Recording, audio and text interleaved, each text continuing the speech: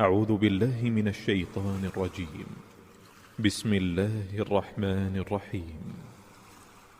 سبح اسم ربك الأعلى الذي خلق فسوى والذي قدر فهدى والذي أخرج المرعى فجعله غثاء أحوى سنقرئك فلا تنسى إلا ما شاء الله إنه يعلم الجهر وما يخفى ونيسرك لليسرى فذكر إن نفعت الذكرى سيذكر من يخشى ويتجنبها الأشقى الذي يصلى النار الكبرى ثم لا يموت فيها ولا يحيا قد أفلح من تزكى وذكر اسم ربه فصلى بل تؤثرون الحياة الدنيا